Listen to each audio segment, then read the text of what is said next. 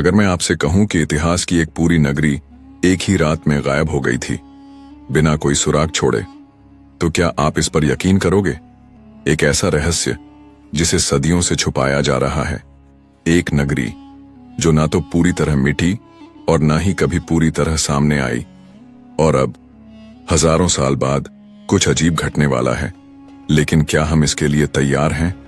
इस रहस्य को जानने से पहले वीडियो को लाइक, शेयर, कमेंट और चैनल को सब्सक्राइब करना ना भूलें।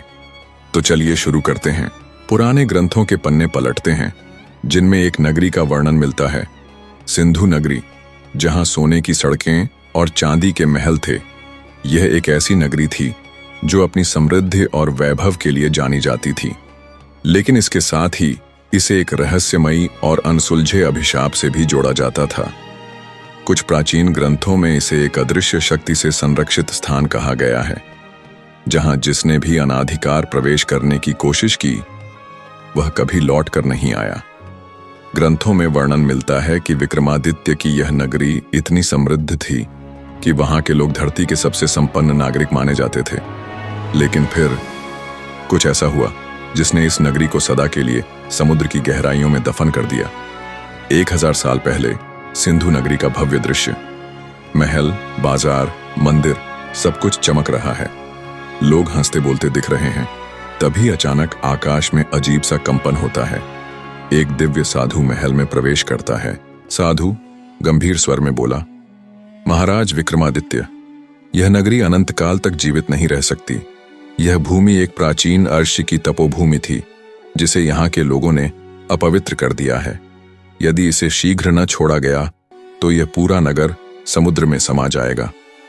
विक्रमादित्य गंभीर मुद्रा में सोच रहे हैं, लेकिन उनके मंत्री और नागरिक इस चेतावनी को अंधविश्वास मानकर नजरअंदाज कर देते हैं।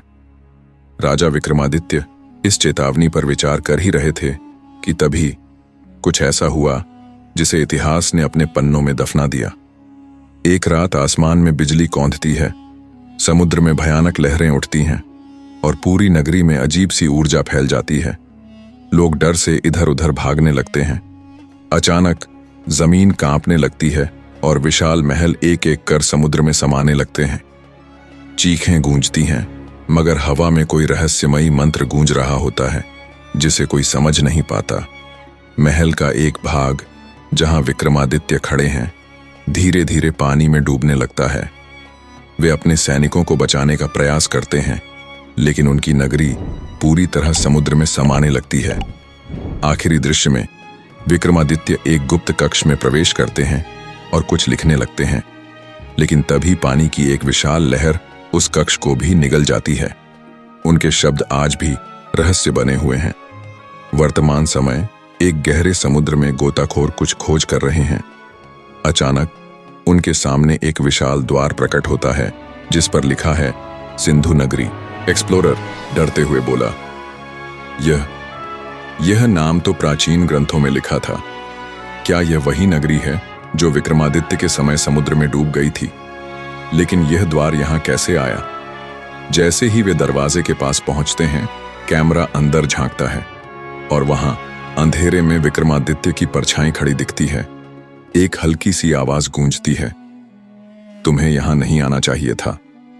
अचानक पानी में हलचल होने लगती है। चारों ओर अंधेरा छा जाता है और गोताखोरों की लाइट अचानक बुझ जाती है। उनकी सांसें तेज हो जाती हैं और तभी पानी के अंदर कुछ विशाल आकृतियां हिलती हुई नजर आती हैं। क्या यह कोई प्राचीन अभिशप्त रक्षक हैं या कुछ और? भागने की कोशिश करते हैं, लेकिन समुद्र के अंदर अचानक एक तेज रोशनी चमकती है और उनकी सारी डाइविंग मशीनरी बंद हो जाती है। अंधेरे में गूंजती है एक रहस्यमयी हंसी। क्या विक्रमादित्य अभी भी यहां है? क्या यह नगरी सच में शापित थी, या फिर इसके पीछे कोई ऐसा रहस्य छुपा है जिसे इंसान की सोच से परे रखा गया था? अगर यह सिर्फ एक कहानी थी, तो फिर समुद्र के नीचे यह नगरी मौजूद क्यों है? और अगर विक्रमादित्य की आत्मा आज भी यहां है, तो वह क्या चाहती है? कुछ रहस्य कभी उजागर नहीं होने चाहिए, क्योंकि कुछ सच देखने वालों के लिए ही खतरा बन जाते हैं।